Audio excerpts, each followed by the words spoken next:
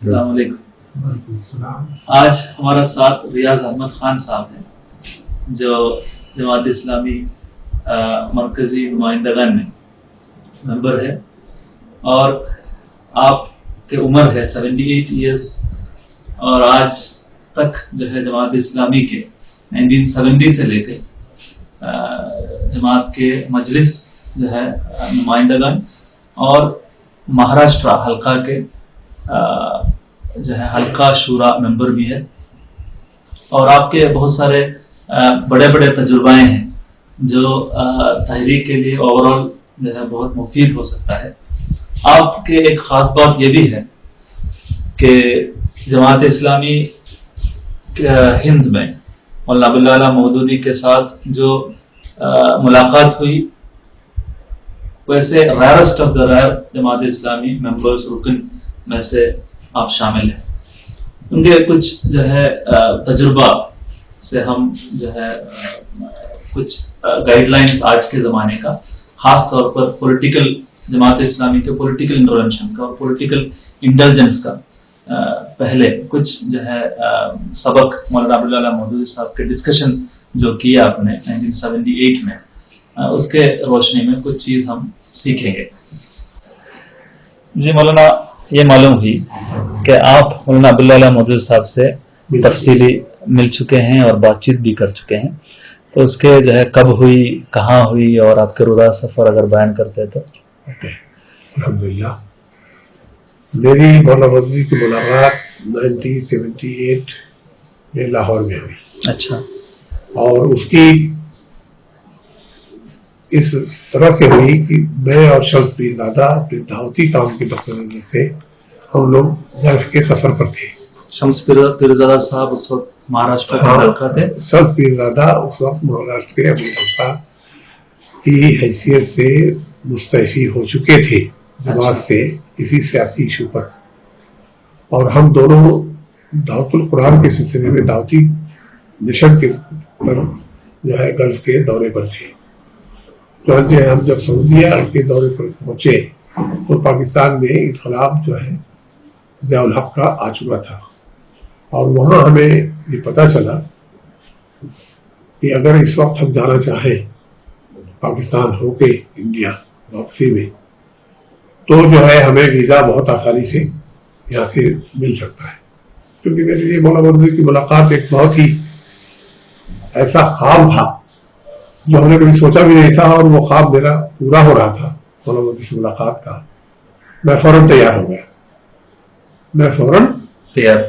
ہو گیا اور لیکن شمس صاحب نے بھی جب مجھے بہت فرق دیکھا تو میری خواہش پر وہ بھی تیار ہو گئے, اور ہم دونوں نے جدہ سے ویزا حاصل کیا پاکستان کا. انڈیا لوٹتے وقت پاکستان سے جدہ سے انڈیا آتے وقت وایا پاکستان ہم نے آنے کا فیصلہ کیا. اچھا. اور جدہ سے ہم 19 اپریل کو کراچی رات میں 12 بجے پہنچے ہم, اور پھر صبح ہمارے ایک عزیز وہاں ہے کراچی میں, ان کے ٹھہرے وہاں 12 بجے, اور صبح اٹھ کے دن بھر ہم نے لاہور میں کراچی میں گزارا وہاں, اور شام کی فلائٹ سے ہم لاہور گئے, اس لیے کہ کوئی فلائٹ ہم کو اس وقت شام کے علاوہ کوئی اویلیبل نہیں تھی. اچھا. تو جب ہم لاہور شام کے قریب 8 بجے رات میں ہم لاہور پہنچے تو معلوم ہوا کہ اس وقت تو مولانا مودودی سے ملاقات نہیں سکتی. ہم وہاں جماعت کے مرکز منصورہ میں ٹھہرے, اور صبح مولانا مودودی سے ملنے کے لیے ہم نے وقت مانگا تو مولانا مودودی نے ہمیں عصر کے بعد کا وقت دیا. اچھا. تو دن بھر ہم لاہور میں بازار گھومتے رہے, اور شام کو 4 بجے کے پہلے ہم مولانا مودودی کے رہائش اشرا میں پہنچ گئے. وہاں عصر کی نماز اول وقت میں ہوتی تھی, اور وہاں نماز کے بعد ہماری مولانا مودودی کے آفس میں ملاقات مولانا مودودی کے ساتھ ہوئی. میں تھا شمس پیر زادہ اور مولانا مودودی علیہ رحمہ. اچھا. کیونکہ شمس پیر زادہ صاحب اس وقت اسی سیاسی ایشو پر جماعت کے جو ہے الیکشن کے ایشو پر جماعت ہند سے مستعفی ہو چکے تھے. اچھا.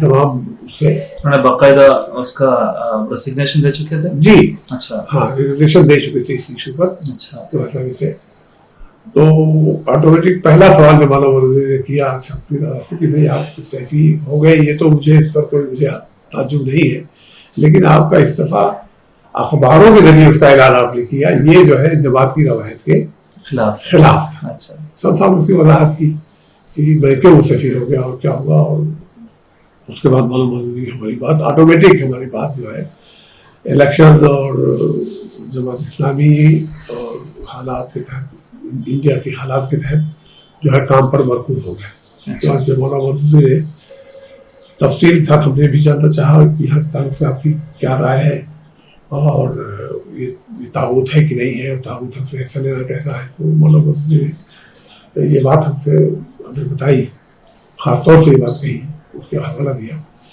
افریقہ اور جنوبی افریقہ کے لوگوں نے مولانا مودودی سے سوال کیا تھا کہ وہاں ہم الیکشن میں حصہ لے سکتے ہیں کہ نہیں، اور ہمارا الیکشن میں حصہ لینا کیسا رہے گا، اور الیکشن میں نہ حصہ لینے کی وجہ سے ہم کو کیا نقصانات ہو رہے ہیں، اس کا کیا وہ ہے۔ یہ سب سوالات مولانا مودودی سے انہوں نے کیا تھا، اور مولانا مودودی نے اس کا جواب دیا تھا، اور وہ لندن کے رسالے میں جس کا نام مجھے اس وقت یاد نہیں ہے، میں اس کو آپ کو وہ پرچہ جو میرا مضمون جو زندگی میں شائع ہو چکا ہے، دعوت میں نا، زندگی میں میرا مضمون شائع ہو چکا ہے، اس جس میں مولانا مودودی کا فکری ارتقاء کے عنوان سے، مولانا مودودی کا فکری ارتقاء کے عنوان سے، اس میں میں نے وہ تفصیل سے اس کا نام لکھا ہے، وہ حوالہ دیا میں نے، مولانا مودودی نے حوالہ دیا کہ میں نے وہ تفصیل سے اس کی شرح حیثیت کیا ہے، میں نے ان لوگوں کو مشورہ دیا کہ آپ لوگ الیکشن میں حصہ لیں، اور لائک مائنڈیڈ ہندوؤں کو سے بھی تعاون لیں، یا لائک مائنڈیڈ پارٹیوں سے بھی وفاق بنائیں، اور اپنے حق کا پارلیمنٹ میں جائیں، اور دوسروں کی تائید کریں، بھیجیں جو آپ کی تائید کرتا ہوں، یہ انہوں نے اس میں کہا ہے، اور وہ میں نے اپنے لکھا ہے، مضمون میں کوٹ کیا ہے۔ میں گرم پانی لاؤں، آپ کی آواز کم۔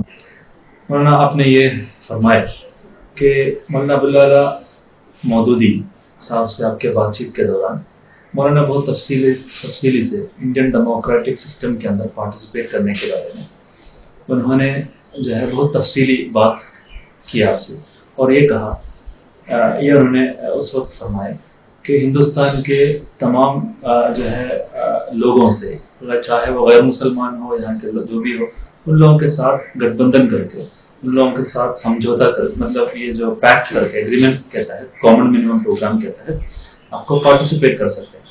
لیکن سوال یہ اٹھتے ہیں اس وقت، کیا مولانا ابوالعلا مودودی صاحب بولنے کے بیچ میں ڈیموکریٹک سسٹم جو ہندوستان میں موجود ہے، اس میں پارٹیسپیٹ کرنے میں جو اصولی مسئلہ ہے، حاکمیت اللہ، ان الحکم الا للہ والا مسئلہ، یا لا حاکم الا اللہ وغیرہ جو ہمارے اصول ہے، اصول کے ساتھ سمجھوتا کرنے کے سلسلے میں کیا انہوں نے کہا، کیا وہ سمجھوتا ہے، یا اس کے بارے میں کیا اصولی بات انہوں نے کہی، یہ جاننا چاہتے ہیں۔ دیکھیے، مولانا مودودی علیہ السلام سے اس بات پر، اس موقع پر اس طرح کی وصولی بات تو نہیں ہوئی۔ وصولی بات میں اپنی ذاتی رائے کے طور پر بات کو آپ کے سامنے بیان کر سکتا ہوں۔ اس وقت مولانا مودودی کا کنٹیکسٹ یہ تھا، میں نے آپ کو پہلے بتا چکا ہوں کہ شمس پیرزادہ علیہ الرحمہ اسی ایشو پر جو پارٹیسپیٹ کیا جا سکتا ہے کہ نہیں، ووٹ کی پابندی ہٹائی جائے کہ نہیں، جماعت اسلامی میں یہی زیر بحث مسئلہ تھا، اور اس پر شورا کی، ہماری شورا کی، جماعت کی شورا کی رائے برابر بچ گئی تھی، اس پر نمائندگان بلائی گئی تھی، وہ بھی فیصلہ نہیں کر سکی تھی، تو اس لیے ارکان کے سے رائے لینے کے لیے بھوپال میں 25 اپریل 1970 کو اجتماع، ارکان کا اجتماع طے کر دیا گیا تھا۔ ڈیٹ کب تھا؟ 25 اپریل 1978۔ میرے مضمون میں، زندگی کے مضمون میں ڈیٹ تھی، اس کو آپ وہاں دیکھ سکتے ہیں، اگر اس میں کوئی میں غلطی کر رہا ہوں تو وہاں سے کریکٹ کر لیا۔ تو وہ بات وہاں موجود تھی اسی ایشو پر کہ یعنی جماعت کو اس میں حصہ لینا کے خلاف ہے کہ نہیں ہے، لینا چاہیے کہ نہیں لینا چاہیے۔ تو یہ تھا کہ اس میں ارکان کی آرا کیا ہے، شورا تو اب بن گئی، نمائندگان فیصلہ نہیں کر سکی، تو ارکان کی رائے کو سن کر کے، وہ ارکان بھی ہو، نمائندگان بھی ہو، شورا ہو، ارکان کی رائے کو سن کر کے اور نمائندگان اس کا فیصلہ کرے، نمائندگان ارکان کی سنیں۔ تو وہاں 5 دن کا اجتماع بلایا گیا. 3 دن نمائندگان نے ارکان کی سنا, ارکان کی آرا جو تھی, پھر نمائندگان کا اجلاس ہوا, ارکان کے آرا سارے نمائندگان نے فیصلہ کیا, پھر اس کے بعد جو ہے شورا کا وہ تو اس طرح سے وہاں اس لیے وہ چیز ہوئی تھی. یہ اس کے پہلے ہی سب سے زیادہ مستفی ہو چکے تھے, اور یہ خطرہ پیدا ہو گیا تھا کہ جماعت جو ہے اس پر 2 حصوں میں سپلٹ ہو سکتے ہیں, بڑھ جائے گی, اسپلٹ ہو جائے گی. تو یہ جب ہم لوگ مولانا مودودی سے ملنے پہنچے تو مولانا مودودی کا پہلا سوال شمس صاحب سے یہ تھا کہ بھائی آپ جو ہے کیوں مستعفی ہوئے, یہ تو کوئی ایسی بات نہیں ہے, لیکن آپ نے اس کا اخباری اعلان کیوں کیا؟ شمس صاحب نے اس کی وضاحت کی, اور اس کے بعد ہمارا موضوع نیچرل جو ہے ٹرن ہو گیا ڈیموکریسی میں پارٹیسپیشن پر. تو اس لیے یہ وصولی بحثیں جو ہے لا حاکم الا اللہ کی اس طرح کی بحثیں مولانا مودودی سے براہ راست ہماری نہیں ہوئی. البتہ اس کنٹیکسٹ میں انہوں نے جو جواب دیا وہ جواب مولانا مودودی کا یہ تھا کہ آپ یہاں پر ہندوستان میں الگ تھلگ نہیں رہ سکتے حالات و مسائل سے, حالات مسائل کے تحت رہ کے جماعت اسلامی کو کام کرنا چاہیے. یہ وصولی بات تھی. دوسری بات جو الیکشن کے تعلق تھی وہ انہوں نے کہا کہ آپ جو ہے معاہداتی سیاست, politics based on fact, politics based on fact کی سیاست آپ وہاں اختیار کیجیے, کس طریقے سے کیا نتیجے یہ فیصلہ آپ لوگ کرنا ہے. وہ وصولی طور سے مولانا مودودی اس طرح کی ڈیموکریٹک اس کے تحت حصہ لینے کو انہوں نے ہم کو کہا, رائے دی, ایڈوائز کی, یہ حاکمیت کی بحث کے بغیر.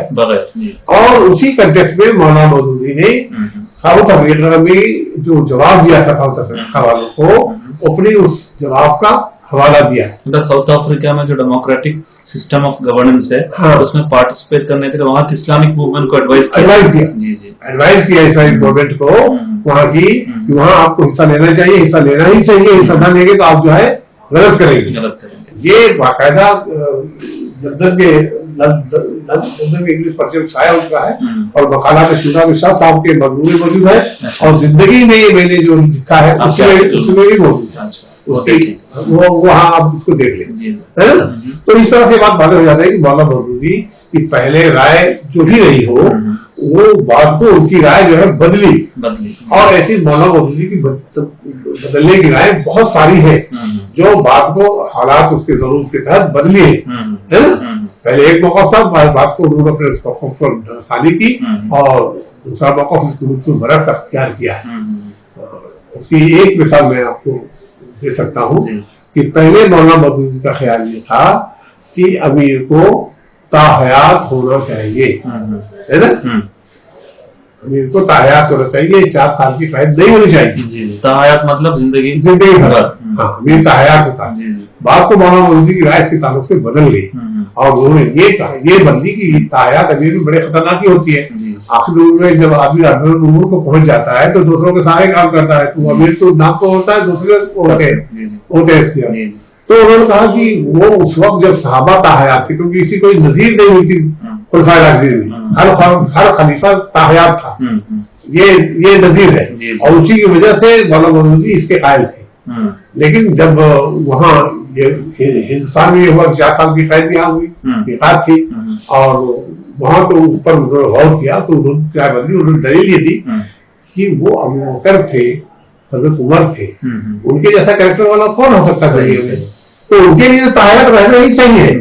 لیکن ہمارے جیسے کمزور لوگوں کے لیے تاحیات رہنا صحیح نہیں ہے. اب یہ بدلنا چاہیے قاعدہ. تو معلوم ہوا کہ یعنی قاعدہ جو ہے مصلحت کے تحت ہے, مصلحت کے تحت اخذ کیا جائے, مصلحت کے تحت بدل جائے گا.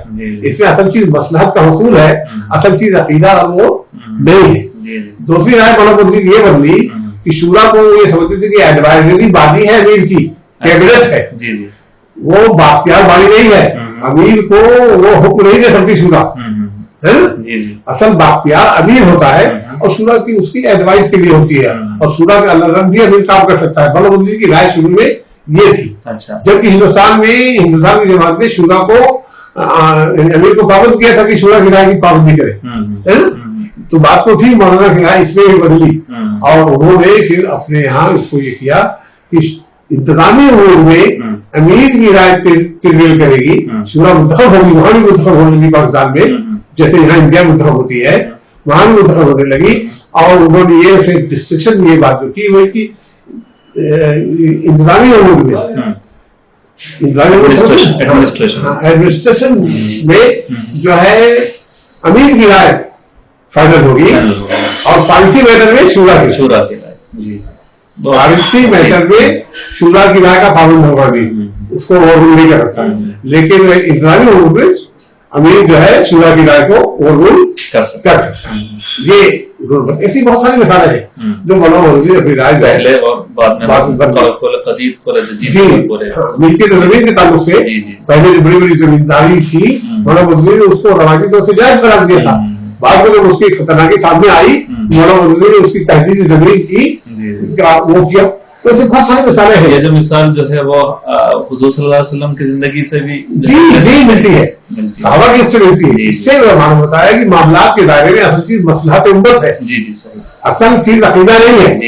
اس سے یہ رائے کی تبدیلی سے کیوں ہوتی ہے معاملات میں؟ اس لیے اصل مصلحت امت ہے، یہاں عقیدہ نہیں ہے. میں پہلے بھی بیان کر چکا ہوں کہ یہ دائرہ جو ہے معاملات کا، معاملات کے دائرے سے متعلق ہے سیاست. تو سیاسی امور میں مصلحت اصل چیز ہے، اصل چیز عقیدہ کی بحث ہی نہیں ہے. جب بھی جتنے بھی دوسری بات آگے والی ایک اور چیز یہ ہے جی، یہ ہے کہ ملا عبداللہ مودودی صاحب جب پارٹیسپیشن ان ڈیموکریسی کہی تو کیا اس وقت 78 میں ووٹ کرنے کی بات کہی یا ایسا پولیٹیکل پارٹی آپ جو ہے لڑنے کی بات نہیں؟ جب بات میں جہاں سمجھ سک رہا ہوں، مولانا مودودی کا الفاظ نہیں ہے کہ میری تعبیر ہے، اس میں غلطی بھی ہے، لیکن میں جہاں تک سمجھ سک رہا ہوں انہوں نے ایز اے پارٹیسپیٹری ڈیموکریسی بات کہی ہے. جو مجھے پیکٹ کی بات انہوں نے کہی ہے، جب انہوں نے معاہداتی سیاست کی بات کہی ہے تو کیا مطلب ہوتا ہے؟ انڈیویجل نہیں ہے، صحیح ووٹ دینے کی بات تک بات نہیں ہے. بات جو ہے اس میں انوالو ہونے کی پارٹی، ایسا پارٹی آپ دوسرے لوگوں سے پیکٹ کر کے پارٹی بننے کا. اور ایک اور چیز میں آپ سے جاننا چاہوں گا. مولانا مودودی صاحب کے پورا چیز آپ نے بتایا، لیکن ایک چیز آپ سے میں جاننا چاہوں گا کہ مولانا عبداللہ مودودی صاحب جو تنظیم یہاں تحریک جو کھڑا کی وہ ایک تجدیدی موومنٹ ہے. حضور صلی اللہ علیہ وسلم جو بولتے ہیں کہ ہر جو ہے 100 سنہ میں، ہر 100 سال میں تجدید ہوگا مسلم امت میں. تو ایسا واقعی ایک تجدید ہے سیکولرزم کے تحت جو ہے جو پورا دنیا اور پورا حکم چل رہا ہے. اس وقت نہیں دین اور دنیا کو سیاست میں، سماج میں، سویلائزیشن کے تمام ڈومینس میں دخل ہے، اس سے باہر نہیں کر سکتا. دین کو تمام چیز جو ہے بنیاد ہے، موضوع ہے. اس طریقے سے جب بات رکھی تو انہوں نے سیاست کے بارے میں بہت صاف طور پر بتایا کہ سیاست میں، ڈیموکریسی میں اگر پیپلز یہاں کے سماج حکم بنائیں گے، قانون بنائیں گے. اسلام میں قانون بنانے کا اصول اللہ کا ہے، اللہ کا شریعت کا ہے. لیکن اس کو جو ہے ہم کس طریقے سے یہ جو حاکمیت اللہ کے مسئلہ کو آپ جب پارٹیسپیٹری ڈیموکریسی میں جائیں گے، ایک پارٹی پولیٹکس میں آپ انٹر کریں گے، اس کو کس طریقے سے آپ جو ہے اس کو تشریح کریں گے؟ دیکھیے اسلام جو یہ کہتا ہے کہ ان الحکم الا للہ، حکم جو ہے اللہ کا ہے، حق صرف اللہ کا ہے. عبادت صرف اللہ کی ہوتی ہے. اللہ کے علاوہ کوئی معبود نہیں، اللہ کے علاوہ کوئی حاکم نہیں، اللہ کے علاوہ کوئی رازق نہیں ہے، اللہ کے علاوہ کوئی کارساز نہیں ہے، اللہ کے علاوہ کوئی دعاؤں کو سننے والا نہیں ہے، اللہ کے علاوہ غیر سے کوئی مدد کرنے والا نہیں ہے. یہ سب بات جو اللہ کے لیے خالی جو توحید کا تقاضا ہے، تو اسلام یہ بات کہتا ہے. تو اس کا مطلب اس وقت کے دو میدان، ایک میدان وہ ہوتا ہے جو انسان کے اپنے عقیدے سے تعلق ہوتا ہے، ایک میدان وہ ہوتا ہے جو اس کی عبادت سے تعلق ہوتا ہے، جو وہ میدان بندے اور اللہ کے درمیان ہوتا ہے، جس کو ہم فقہ کی اصطلاحات میں عبادات کا دائرہ کہتے ہیں. ایک دائرہ وہ ہوتا ہے جو معاملات کا دائرہ ہوتا ہے، جس کو فقہ کی اصطلاح میں، فقہ کی اصطلاح میں معاملات اور عادات کا دائرہ کہا جاتا ہے، دنیا کا دائرہ. ان دونوں میں دو اصول ہیں. وہاں ہمیں عقیدے میں اور عبادات میں ڈٹو پیروی کرنی ہے اللہ کی احکام. یہاں معاملات کے دائرے میں ہمیں ڈٹو پیروی نہیں کرنی ہے. کچھ حدود دے دی، کچھ فرائض متعین کر دیے ہیں، کچھ حدود دیے گئے ہیں. کچھ حرام حلال کر دیا گیا. یہ اگر فرائض باقی ہے، حدود باقی ہے، حرام حلال باقی ہے، تو اب طریقے کے تعلق سے آپ کو آزادی دی گئی ہے، آزاد ہے نا. تو اس میں یہ جو اللہ کہتا ہے لا حاکم الا اللہ، اللہ حکم نہیں چلانے اپنا آئے گا. اللہ کا حکم چلانے کے لیے یہاں پر انسان ہی ہوگا.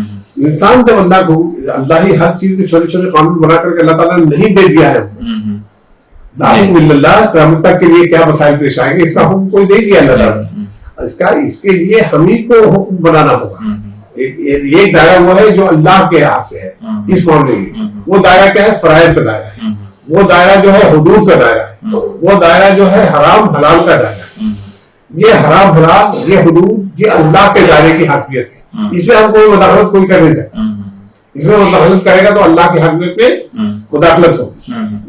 اور لیکن اس دائرے کے اندر رہ کر کے یہ باقی ہے، فرائض باقی ہے، حدود باقی ہے، حرام حلال باقی ہے. تو آپ اس کے باقی رکھتے ہوئے اس پہ کوئی خلل نہ ڈال کر کے آپ جیسے چاہے قانون بنائیں، جیسے چاہے نظام بنائیں. یعنی ایک طریقہ نہیں 50 طریقہ ہو سکتا ہے. آپ اختیار کرتے ہیں ڈیموکریسی نہیں، اور بھی منارکی، اور بھی جو بھی طریقہ ہوتا ہے، جو بھی طریقہ آپ کی مصلحت کے قریب ہو آپ اختیار کر سکتے ہیں. اس میں اس کی کوئی قید نہیں ہے، بشرطے کہ یہ تین چیزیں انٹچ رہے. اللہ کی حاکمیت کا دائرہ اسی میں ہے. آپ کو اللہ تعالیٰ روز مرہ کے قوانین آپ کو حکم نہیں دینے آئے گا. حالات اور ضرورت بدل جائے گا تو آپ کو حکم نہیں دینے آئے گا. تو اس کے مثال سے دیکھیں، لباس میں حدود دے دیے ہیں. یہ نہیں کہا گیا کہ لباس میں سوتی پہنو یا اونی پہنو. اگر سوتی کہا گیا سوتی پہنو تو جہاں سردی پڑتی ہے وہاں لوگ کیا کرتے ہیں. اگر یہ کہتا ہے اونی پہنو جہاں گرمی پڑتی ہے وہاں لوگ کیا کرتے ہیں. پہنو جو چاہو، لیکن اس کے حدود یہ ہے. کٹ جو چاہو اختیار کرو، چاہے تو لنگی باندھو کیرلا والوں کی طرح، چاہے تو پینٹ باندھو لندن والوں کی طرح، چاہے پیجامہ پہنو. اس سے کوئی بحث نہیں ہے. اللہ کو بحث اس کے حدود سے ہے. نہ اتنا باریک ہو، نہ اتنا تنگ ہو کہ جس سے آپ سے آزاد ظاہر ہو. یہ اگر حدود باقی ہے تو اسلامی لباس ہے وہ، خواہ وہ اس کا کٹ کیسا بھی ہو، اس کا طریقہ کیسا بھی ہو. اسی طرح سے طریقہ جو ہے اصل میں اس کے اصل نہیں ہے. اصل جو ہے ان حدود کی حفاظت ہے، فرائض کی حفاظت ہے، حرام حلال کی حفاظت ہے. تو اللہ کے حکم کا دائرہ معاملات کے دائرے میں صرف یہ 3 حد تک موجود ہے. اس کو میں اللہ کی ایک حدیث سے، نبی صلی اللہ علیہ وسلم کی 2 حدیث سے آپ کے سامنے پیش کرنا چاہتا ہوں. اللہ کے نبی صلی اللہ علیہ وسلم نے فرمایا ان اللہ فرض فرائض فلا تضيعوها. یہ معاملات کے دائرے کی حدیث ہے، عبادت کے دائرے کی نہیں ہے نا، اجتہاد کے دائرے کی حدیث ہے. ان اللہ فرض فرائض فلا تضيعوها. اللہ نے کچھ چیزیں فرض کی ہیں انہیں ضائع نہیں کرنا. وحد حدودا فلا تعتدوها. کچھ حدیں متعین کی ہے تو ان کو پھاندنا نہیں، توڑنا نہیں. وحرم اشیاء فلا تنتهكوها. کچھ چیزیں حرام کی ہیں تو ان کو حلال مت کرنا. یہ 3 ختم ہو گیا. یہ اللہ کی حاکمیت کا دائرہ ہے. وسکت عن اشیاء رحمتا بکم بغیر نسیان. ایک دائرہ، چوتھا دائرہ بیان ہو رہا، 3 دائرہ ہو گیا جو اللہ کا دائرہ تھا. اور سکتہ اشیاء کا دائرہ جو ہے یہ ہم سے بتا دیا. سکوت اختیار فرمایا ہے اللہ تعالیٰ نے، خاموش ہے کچھ چیزوں کے بارے میں بغیر بھولے تمہارے پر رحمت کے طور پر. یہ اللہ کا سکوت رحمت ہے. اگر یہ نہ ہوتا تو مصیبت میں پڑ جاتی ہے نا. تو یہ رحمت ہے. فلا تبحثوا عنها، جو بحث نہیں کرو. یہ حدیث واضح طور سے بتاتی ہے کہ سکوت کا دائرہ اجتہادی دائرہ ہے. اور اجتہاد کون کرے گا؟ وہ سکوت کے دائرے میں قانون سازی کا ہم کو حق حاصل ہے. سکوت کے دائرے میں ہم قانون سازی، تو آج بھی جمہور کو قانون سازی کا حق حاصل ہے اس دائرے میں جس میں اللہ تعالیٰ نے وہ قانون سازی نہیں کی. اور معاملات کے دائرے میں اللہ تعالیٰ کی جو قانون سازی کی ہے وہ وصولی ہے، حرام حلال پر مبنی ہے، حدود پر مبنی ہے، تفصیل پر مبنی نہیں ہے.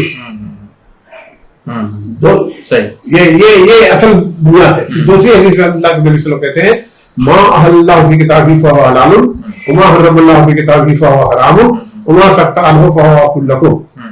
جو کچھ اللہ فاقبلوا من اللہ عافیتہ وما کان ربک نسیہ.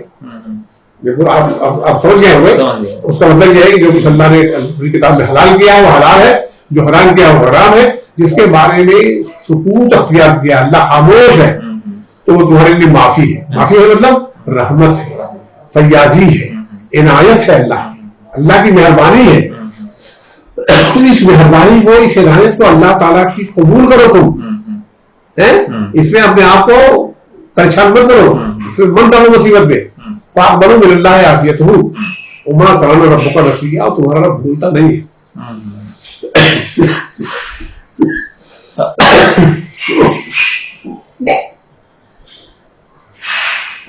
تو یہ دو حدیث ایسی بہت ساری حدیثیں ہیں. میں نے جو اصول ابھی بتائے تھے اسی بنیاد پر فقہاء نے دو اصول بنائے ہیں، فقہی اصول ہے کہ عبادات کے دائرے میں اصل چیز منع ہے اور معاملات کے دائرے میں اصل چیز آزادی ہے. ان الاصل فی العبادات الحظر والمنع، عبادات کے دائرے کی اصل جو ہے وہ منع ہے، اور وَإِنَّ الْأَصْلَ فِي الْعَادَاتِ وَالْمُعَامَلَاتِ الْإِبَاحَةُ، مباح ہے. معاملات کے بارے میں ہر چیز مباح ہے، الا یہ کوئی بھی حرام ہو، الا یہ کچھ حدود ٹوٹ رہے ہو، الا یہ کہ کوئی بھی فرائض ضائع ہو رہے ہو، بس یہ ہے معاملات سے. گنجائش بہت زیادہ ہے، اور اس لیے قانون سازی کا حق ہم کو حاصل ہے. اسلامی جمہوریت جو ہے وہ گائیڈڈ بائی خدا ہوتی ہے، آزاد نہیں ہوتی. جبکہ یہ سیکولر ڈیموکریسی مطلق اور آزاد ہوتی ہے، اس میں خدا کی گائیڈنس کا کوئی سوال نہیں بنتا. یہاں ہم قانون سازی کریں گے اللہ کے بتائی حدود کے اندر دائرے میں، اس کے حرام حلال کا لحاظ کر کے اس کے فرائض کو سامنے رکھیں گے. قانون سازی دونوں جگہ جمہوری دونوں جمہوریت ہے، دونوں میں عوامی خلیفہ ہے. عوامی تو ہر انسان خلیفہ ہے، خلیفہ ہونے کے مطلب ہر انسان جو ہے اپنے لیے قانون بنانے کا حق رکھتا ہے. تو اس لحاظ سے تو ایک اور سوال یہ پوچھوں گا کہ اس لحاظ سے وہ اگر کوئی مسئلہ نہیں ہے تو ہم جماعت اسلامی کے دستور میں یہ لکھا ہوا پچھلے 60 سال سے کہ یہاں کے لا میکنگ باڈیز میں کی رولز ہم ادا نہیں کرنا چاہیے. یہ پچھلی تعبیر کے نظریے میں تھا. جماعت اسلامی محمد جو سابقہ تعبیر تھی اس پر یہ ہم یہ سمجھتے تھے کہ دیکھیں قانون سازی میں حصہ نہیں لیں گے. قانون سازی میں آج بھی ہم اس قانون سازی میں حصہ لینے کے لیے نہیں جا رہے. ہم جو قانون سازی میں ہیں ہم اس قانون سازی پر اثردار ہونے کے لیے جا رہے ہیں، چینج کرنے کے لیے. ہم اس کو چینج کرنے کے لیے جا رہے ہیں. ہمارا موٹو ہمارا اعلان کے ساتھ ہی جا رہے ہیں. ہم اس قانون سازی کو اس کے اپنے لیے راستے کو کی کشادہ کرنے کے لیے جا رہے ہیں. حالات رسائیں گے ہم اس قانون سازی میں ان کو تعاون نہیں کریں گے، بلکہ اس قانون سازی کی ہم مخالفت کریں گے جو اس میں ان ہیومن چیزیں آتی ہے اس قانون سازی میں، یا ان کو حق نہیں ہے. یہ بتائیں گے ڈیموکریٹک جمہور کو اس معاملے میں سوچنے کا حق نہیں ہے. فیوچر کے بارے میں بہت ساری چیزوں کے بارے میں جمہور کیا جانتی ہے، تو وہ ہم اس کی مخالفت کریں گے، ہم اس کے نہیں مان رہے. ہمارا یہ پورا پروسیس میں الیکٹرل پروسیس میں شامل ہونے کو فقہ میں جو اخف الضررین کا جو گنجائش ہے اس کو آپ کیسے تشریح کریں گے اس میں؟ دیکھیے اخف الضررین یا احوط البلیتین یہ بھی فقہاء کا اصول ہے، اور یہ فقہاء کا اصول فقہاء نے اخذ کیا ہے. یہ کوئی یہی نہیں اخذ کیا ہے، اس کو قرآن سنت سے اخذ کیا ہے. فقہاء نے جتنے بھی اصول اخذ کیے ہیں، میں جیسے عبادات کے بارے میں عادات کے بارے میں دو اصول بتائے، لا یعبد اللہ الا بما شرع، یہ عبادت سے متعلق اصول ہے. اللہ کی عبادت نہیں کی جائے گی مگر اس طریقے میں جو اس نے مقرر کر دیا ہے. المعاملات تلقن حتی یثبت المنع، معاملات میں آزادی ہے یہاں تک کہ منع ثابت ہو جائے. صحیح، یہ اصول ہے. اسی طرح سے جو ہے اس کے سلسلے میں بھی اصول ہے، کا جو اصول ہے یہ بھی قرآن سنت سے ماخوذ ہے. اور قرآن سنت سے ماخوذ ہونے کی دلیل یہ ہے کہ روم اور ایران دونوں طاغوت تھے، دونوں طاغوت تھے، لیکن جب ایرانی رومی شکست کھا گئے ایرانیوں سے جنگ میں تو مسلمانوں کی ہمدردیاں رومیوں کے ساتھ تھی. کیوں ساتھ تھی؟ اس لیے ساتھ تھی. کیوں ساتھ تھی؟ یہ طاغوت کے ساتھ کیوں ساتھ ہے اور ایک طاغوت سے کیوں؟ اس لیے کہ ایرانیوں کو مشرک سمجھتے تھے، ان کا شرک سے زیادہ تعلق تھا اور رومیوں کو توحید سے تعلق تھا. مسلمانوں کے عقیدے کے اسلامی عقیدے کے مطابق قریب ترین رومی تھے اور بعید ترین یہ تھے. اس کا مطلب یہ کہ ایک طاغوت بعید ہوگا، بہت زیادہ شدت والا ہوگا، ایک طاغوت نرم تھا. تو نرم طاغوت کے ساتھ ان کی ہمدردیاں مسلمانوں کی تھی، لیکن ہے دونوں طاغوت. اس پر اللہ تعالیٰ نے نہ صرف یہ کہ نکیر نہیں کی مسلمانوں کی، بلکہ سورہ روم میں اس کی تائید کی گئی. اس کو یہ کہا گیا مسلمانوں کی جو ان کے اندر ایک جذبہ تھا उनका जज्बा गलत भी हो सकता था मुसलमानों का, लेकिन वो मुसलमानों को उस जज्बे की अल्लाह ताला ने कादर की और ये फरमाया कि गुरबत रूह फी अब्दुल अर्द वो बात गलती ही सही, और फिर अपने गलबे के बाद फिर वो गालिब हो जाएगी फी बिज़ी से नहीं चंद सालों में बिज़ी से लिल्लाहिल अम्र मिन क़ब्ल व बाद, हुक्म और फैसला तो अल्लाह ही है, अल्लाह के फैसले से आज ईरानी गालिब आए कल भी आएंगे, वो यौम यफ़रहुल मोमिनून, और फिर उस दिन मोमिन खुश होंगे। ये लगा जब ये आयत नाज़िल हुई, जो मुसलमानों के उस जज्बे की जो उनके अंदर एक फिक्र सोच थी उसकी तारीफ करती है, सही है गलत नहीं है, कब तक ताबूत की तुम जो पसंद करते हो वो रहे, उसे तुम्हारे लिए मौका ज्यादा रहेगा काम करने का, तुम अपने मकसद के ताल्लुक से ज्यादा काम कर सकोगे। ये बात तो जो है तो हज़रत अबू बकर उमैया बिन खलफ के दरमियान इस पर बहस हुई। उमैया बिन खलफ नहीं हो सकता, उनका नहीं जरूर होगा। उमैया बिन खलफ शर्त लगाई कि मैं तुम्हें जो है 10 ऊँट या कुछ ऊँट की शर्त लगाई इससे अबकर से कि मैं अगर गालिब आ गए 3 साल से रखा कि बीजी शरीर का मतलब उन्होंने 3 साल चंद साल तो 3 साल में 3 साल में अगर गालिब आ गए तो मैं तुम्हें 10 ऊँट दूंगा, और अगर नहीं गालिब आए तो तुम 10 ऊँट देगा। राजी हो गए, लेकिन आगे नबी वसल्लम से जिक्र किया तो नबी वसल्लम ने कहा, देखिए खुद नबी वसल्लम इन्वाल्व हुए इसमें, आपने ये नहीं कहा तुम लोगों ने गलत बिला बहस की और बिला जाए कर लिया, आपने ऐसा कुछ भी नहीं कहा। आपने उनसे ये कहा कि फी बीजी शरीर का मतलब 3 साल नहीं होता, 10 साल या उससे कुछ कम जी। फी बीजी शरीर का मतलब 10 साल तक खींचता है, तो उनसे कहो कि 10 साल के अंदर अगर रूमी गालिब ना आए, अगर गालिब आ गए रूमी तो तुम नहीं गालिब आए 100 ऊँट देंगे, 10 के बजाय 100 ऊँट, तो उनकी दादा आपने बढ़वा दी। और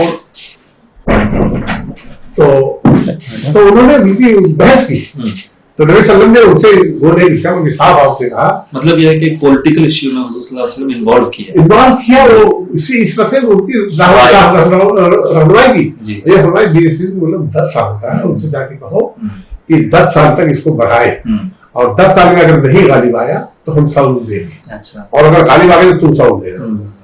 वो राजी हो गए, तो दोनों भी वो सब पूरी 10 साल के अंदर तो रूमी गालिब आ गए तो 100 ऊँट उमैया बिन खलफ से दे दिया, और वो ऊँट अल्लाह के नबी सल्लल्लाहु अलैहि वसल्लम ने अपने हुक्म से उसको गरीबों में बांटा, तकसीम करवा दिया।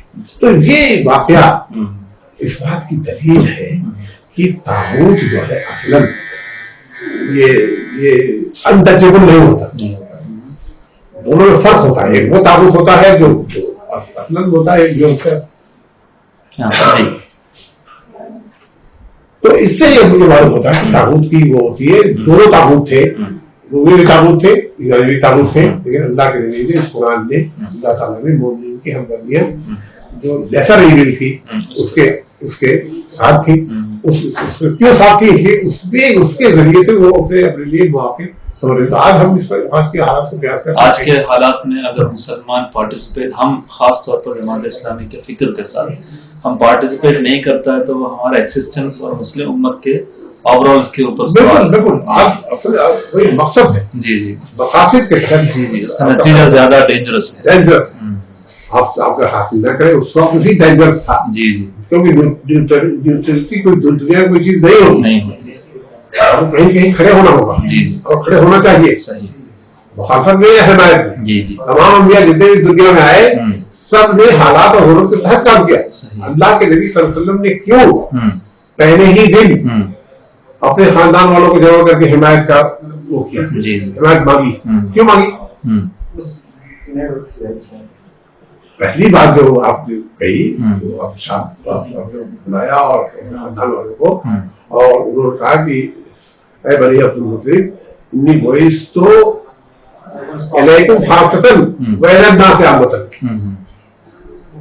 मैं तुम्हारी तरफ खास तौर से भेजा गया हूँ और आम इंसानों की तरफ आम तौर।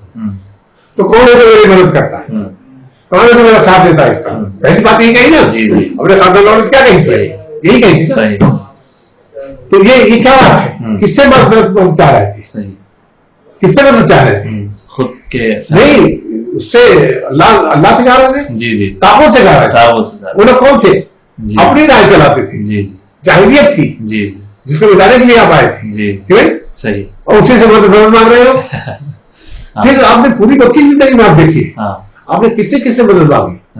جو بھی قافلوں کے قافلے آتے تھے جا کے تمہارے وقت پناہ کا کیا انتظام ہے, تم مجھے پناہ دو گے تاکہ میں اپنے رب کا پیغام پہنچا سکوں.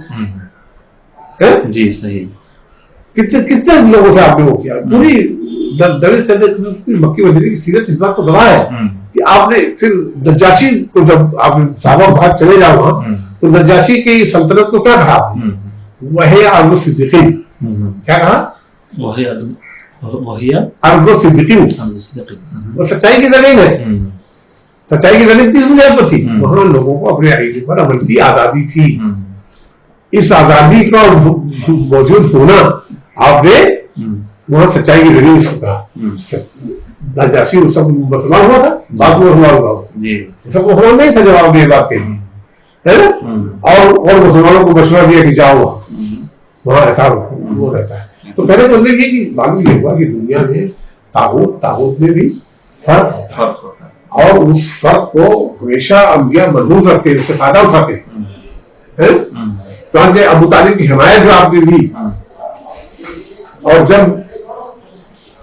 بعد کو حمایت جو ختم ہوگی اس کے انتقال کے بعد تو آپ نے کتنا محسوس کیا ابو طالب کی حمایت. اور ابو طالب کی حمایت نے کتنا بڑا آپ کے کام کے مواقع کو اوپن کرنے میں کتنا بڑا رول ادا کیا. اگر ابو طالب کی حمایت نہ ہوتی تو ابتدائی ایام میں مکہ والے آپ کو کام نہیں کرنے دیتے. یہ حقیقت ہے. حکم تو اللہ کا چلتا ہے, فیصلہ تو اللہ کو ہوتا ہے, لیکن اللہ تعالیٰ نے فیصلہ کرنے کے لیے اس کو سوچنے کے لیے ایمان والوں کو نبی کو کرتا ہے. اللہ تعالیٰ غیب سے نہیں ہے کہ نہیں. تو اللہ تعالیٰ نے ہی آپ کو یہ سوچ دی تھی, یہ حکم دیا تھا. اسی حکم سے آپ نے تمام قبائل کو کیا تھا. صحیح. قبائل سے حمایت مانگی, وہ مانگی بنو قریظہ بنو قینقاع بنو پورا یہود گروپ سے بھی وہ تو بات مدینہ وہ تو غلبے کے دور میں وہ تو پہلے سے بھی ہوا تھا. یہ محبوبی کے دور میں مکی دور میں جب آپ یہ کیا نام ابو طالب کا سایہ اٹھ گیا, خدیجہ بھی اسی سال انتقال کر گئی تو وہ سال آپ کو سب دلیر ہو گئے. تو ایک مرحلہ ایسا آیا کہ ابو لہب نے آپ کو پیشکش کی اپنی اس کو عجیب کہتے ہیں حمایت کی. اس کی عربی مجھے نہیں آ رہی, وہ پیشکش کی کہ بیٹے میں یہ سب دلیر ہو گئے تو صدر میں تمہیں اپنی حمایت دے دیتا ہوں. اور نبی کریم صلی اللہ علیہ وسلم نے اس کا انکار نہیں کیا. اب سوچیے ذرا, ابو لہب کی حمایت کا بھی آپ نے حمایت آپ نے لی تاکہ آپ کی اس کے تحفظ میں آپ اپنے کام کو آگے بڑھا سکیں. یہ کس کی حمایت لی؟ یہ ابو لہب کون تھا؟ سب سے بڑا طاغوت ہے جس کے بارے میں سورہ قرآن میں آیت ہے. تو بہت جو ہے بہت مفید تھا آپ کے ساتھ جو گفتگو ہے. جی نہیں میں اس کی یہ تو میرا حاصل مطالعہ ہے. جی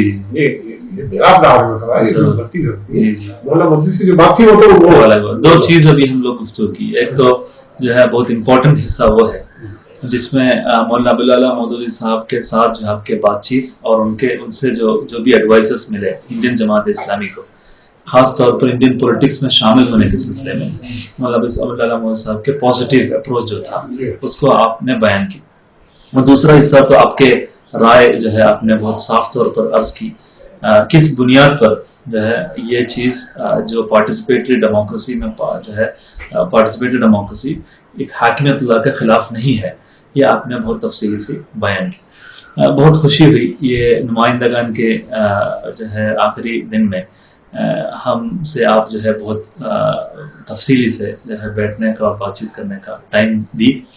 اور جو ہے اس وقت یہ دیکھنے والے ویورز سے کہوں گا کہ ریاض احمد خان صاحب سے اور بھی جو ہے تفصیلی بات کرنے کا انٹریکشن کرنے کا موقع آپ کو حاصل ہے اور کرتے رہے. آپ کو شکریہ بہت بہت. میں اس سلسلے میں آپ کو حوالہ دوں یہ میں نے جو اپنی رائے دی ہے ذاتی اس کو تفصیل کے ساتھ میں نے ابلاغ دعوت اور اقامت دین جو مرکزی مکتبہ سے شائع ہوئی ہے اچھا مرکزی مکتبہ کی فہرست میں ہے ابلاغ دعوت اور اقامت الدین، اس میں میں نے تفصیل سے بیان کر دیا کہ طاغوت کے مقابل طاغوت کسی نبی کی دعوت طاغوت کے زیر اثر نہیں شروع ہوتی ہے، اسی کی دی ہوئی گنجائشوں کے تحت شروع ہوتی ہے، اسی کی دی ہوئی رعایتوں سے فائدہ اٹھاتی ہے اور فائدہ اٹھا کر کے اسی طاغوت کو ختم کرتی ہے. ٹھیک ہے، یہ اسے پورا کتاب ریفر کریں گے ابلاغ دعوت اور اقامت الدین. انشاءاللہ. جزاک اللہ خیر، انشاءاللہ، بارک اللہ فیک، وآخر دعوانا الحمدللہ رب العالمین. السلام علیکم ورحمۃ اللہ.